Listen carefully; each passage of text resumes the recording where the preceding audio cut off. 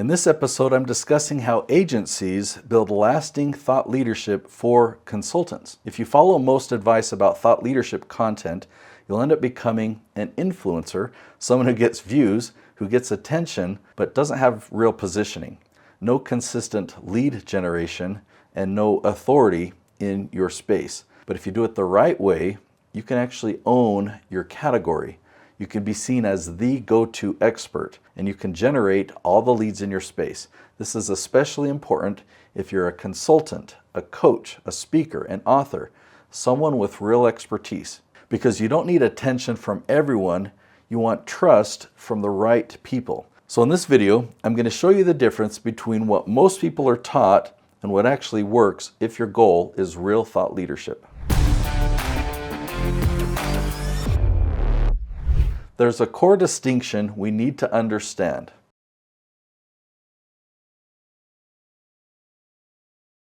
Influencers optimize for ad revenue.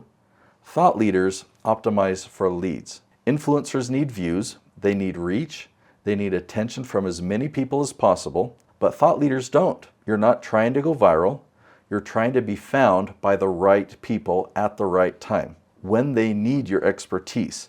And this is where most advice breaks down, because it's teaching you how to grow on social media, not how to position yourself as the authority. So I want to show you what I mean. This is where I see a lot of people getting pulled in the wrong direction. There's a lot of advice out there around content strategy, about posting frequency, or they'll talk about content pillars, keeping things fresh and creative. And on the surface, it sounds good.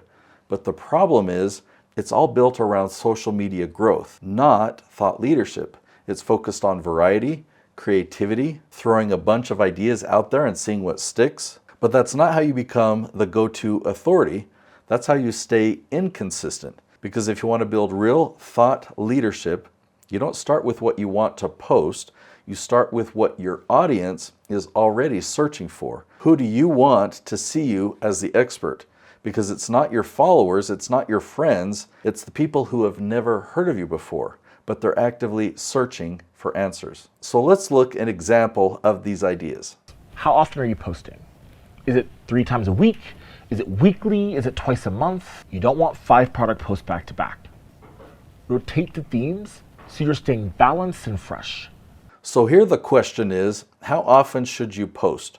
Once a week? 3 times a week? And the answer they give is basically whatever is realistic for you. But that's not strategy, that's just focused on activity. If your goal is thought leadership, your posting frequency should be driven by positioning. If you only have time to post once a week, then we don't spread that across a bunch of ideas. We focus, we pick one category, and we dominate it. But if you have the capacity to go faster, now we can expand. We can target multiple categories and accelerate your positioning across all of them. So it's not really about how often you can post, it's about how strategically you position yourself. So now let's look at how this same idea shows up in another form. Let's talk about content pillars. So basically, that's the 3 to 5 themes that your brand should own when it comes to content. You're going to want to aim for 3 to 5. Now, I actually agree that themes matter. I just define them very differently. I think in terms of categories, or because I use a tree analogy, I'll call them branches of questions. What's being taught here is to pick 3 to 5 themes and create a variety of content across them because you don't really know what's going to work. So you're testing, you're experimenting, and you're hoping that something sticks. Well, that's exactly the problem, because thought leadership is not about guessing, it's about precision. So instead of asking, what should I post? You should be asking, what is my audience already searching for? And then you build content around those questions. So instead of spreading out across multiple themes, you can go deep into one and you dominate that space, and then you expand. So this next part takes it even further. You're going to want a bit of variety. Look at your brain dump. Let's group those similar ideas and maybe look for patterns. This is where we tell product stories, or this is how we feature our community.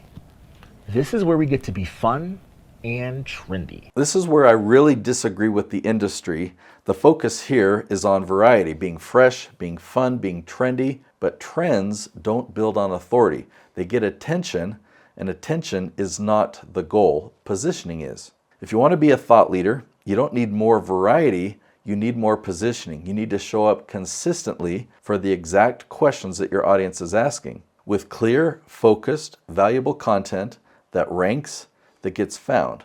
And that builds trust over time. So I'm not saying this advice is completely wrong. It's just incomplete. It's built for social media growth, not for thought leadership. If your goal is to entertain, if your goal is to grow followers, then yes, variety helps. But if your goal is to become the go-to authority, you need a different strategy. You don't need more ideas, you need better positioning. You don't need more content, you need the right content. And when you shift that focus, then everything will change for you.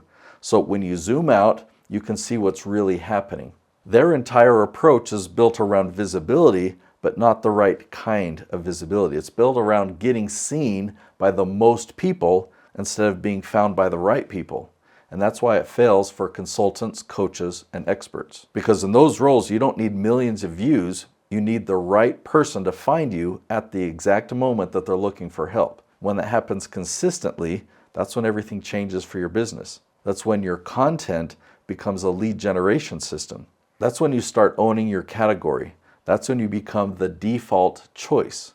And I've been able to show this over and over again where businesses generate millions, even tens of millions of dollars because of their positioning, not because of their views. And once you understand this difference, it should completely change how you think about personal branding. Because most people still think personal branding is about looking good online, getting followers, building a presence. But if you really understand what we've talked about in this video, you'll realize it's something much bigger. So I want you to watch this next video, what are the benefits of personal branding? Because in that video I break down what this actually looks like when it's done right and how powerful it can be for your business and your career. So go watch that episode now.